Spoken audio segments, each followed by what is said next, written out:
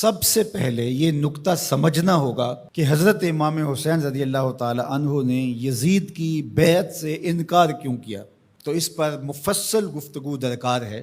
یزید کی کرتوتیں، اس کے اعمال جس کی گواہی آپ تک پہنچی تھی، اور کچھ اعمال کے چشم دید گواہ تھے، اس لیے وہ یزید کو قبول نہیں کر سکتے تھے۔ آپ نے بیعت یزید سے انکار کرتے ہوئے کہا مثلی لا یبایع مثلہ، لوگوں میں بیعت یزید سے انکار اس لیے کر رہا ہوں کہ میرے جیسا شخص اس جیسے شخص کی بیعت نہیں کر سکتا۔ یہ دو لفظوں میں پوری گفتگو کا خلاصہ آپ کے سامنے رکھ رہا ہوں۔ مثلی لا یبایع مثلہ، میرے جیسا شخص اس جیسے شخص کی بیعت نہیں کر سکتا۔ اگر امام حسین یزید کی بیعت کر لیتے، قیامت تک ظلم اور جبر کے ساتھ مفاہمت کو سند جواز مل جاتی۔ لوگ کہتے جب نواسہ رسول نے یزید کو قبول کر لیا، اس شخص نے یزید کو قبول کر لیا، اس کے ظلم، جبر اور زیادتی کے باوجود، جس کو گٹی رسول نے دی تھی، جس کے کان میں اذان اور اقامت رسول نے کہی تھی، جس کو اپنا لعاب حضور منہ میں دیتے رہے، جو حضور کے کندھوں پہ کھیلتا رہا، حضور کے سینے پہ بیٹھتا رہا، حضور کی آغوش میں کھیلتا رہا، حضور علیہ الصلوۃ والسلام نے جس کی تربیت کی اور جس کو دنیا پر اپنے دو پھولوں میں سے ایک پھول قرار دیا، خون پیمبر، نواسہ رسول، جس کو حضور ابنی کہا، و ابن و بنتی، میرا بھی بیٹا ہے، میری بیٹی کا بھی بیٹا ہے، جس کو اپنا بیٹا قرار دیا، جب فرزند رسول ظلم سے مفاہمت کر لیتا ہے، جبر سے مفاہمت کر لیتا ہے، تو پھر مجھے بتاؤ کہ قیامت تک کوئی ظلم اور جبر کے خلاف کھڑا ہو پاتا؟ ایسا راستہ کھلتا کہ بند ہونے کا نام ہی نہ لیتا۔ تو حضرت امام حسین رضی اللہ تعالیٰ عنہ نے کہا مثلی لا یبایع مثلہ، میرے جیسا شخص تیرے جیسے سے بیعت کر ہی نہیں سکتا۔ اب جو واقعہ ہونے والا ہے، جو صورتحال درپیش ہے، کربلا میں جو کچھ ہوتا دکھائی دے رہا ہے، وہ میری نظروں سے پوشیدہ نہیں ہے، میں دیکھ رہا ہوں کہ کیا ہونے والا ہے۔ آپ نے مقام بیضا پہ جو خطبہ دیا، راستے میں ایک مقام پڑتا ہے اعیان و انصار کے ساتھ، اور آپ نے اس میں ایک تاریخ ساز جملہ ارشاد کیا جو آپ کے فلسفہ شہادت کو اجاگر کر دیتا ہے۔ آپ نے فرمایا لوگوں، مجھے پتہ ہے میرے ساتھ کیا ہونے والا ہے۔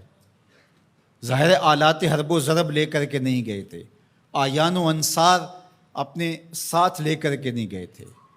نواسہ رسول آواز دیتا کہ میرے ساتھ چلو، تو کیا وہ تنہا ہوتے؟ مجھے بتائیے، اس دور میں اگر کسی کام کے لیے میں آپ کو آواز دیتا ہوں، میرے جیسا خاکسار شخص جس کی کوئی اوقات اور حیثیت ہی نہیں ہے، لیکن کتنے لوگ میرے ساتھ کھڑے ہوں گے، اور جو پیغمبر کی گود میں پلا ہو۔ جب حسین ابن علی آواز دیتے تو کیا لوگ ساتھ کھڑے نہ ہوتے؟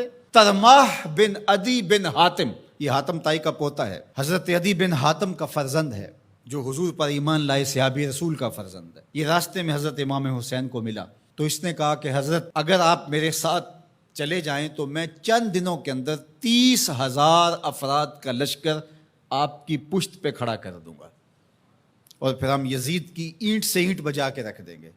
لیکن ترماح بن عدی کی پیشکش کو حضرت امام حسین نے قبول نہیں کیا، کہا بس مجھے جانے دو۔ تو کہا کہ لوگوں، میرے ساتھ جو ہونے جا رہا ہے، جو میری آنکھیں دیکھ رہی ہیں، مجھے اچھی طرح معلوم ہے، ہونے والے مناظر میری آنکھوں کے سامنے گھوم رہے ہیں، کوئی چیز میری نظروں سے پوشیدہ نہیں ہے، لیکن اس کے باوجود بھی میں کیوں جا رہا ہوں؟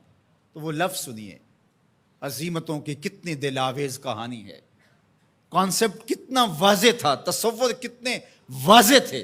وَلَكُمْ فِيهَا أُسْوَةٌ، میں اس لیے جا رہا ہوں قیامت تک جبر، ظلم، جور اور زیادتی کے خلاف کھڑے ہونے والوں کے لیے کوئی نمونہ تو ہو۔ وَلَكُمْ فِيهَا أُسْوَةٌ، میری زندگی آنے والوں کے لیے نمونہ بن جائے کہ مفاہمت جبر سے نہیں کی جاتی، ظلم سے صلح نہیں کی جاتی، ظلم کا مقابلہ کیا جاتا ہے، چاہے کچھ بچے یا نہ بچے۔ لوگ سر بچانے کے لیے ہاتھ دے دیتے ہیں، امام نے ہاتھ بچانے کے لیے سر دے دیا، کہا یزید کے ہاتھ میں یہ ہاتھ نہیں آئے گا۔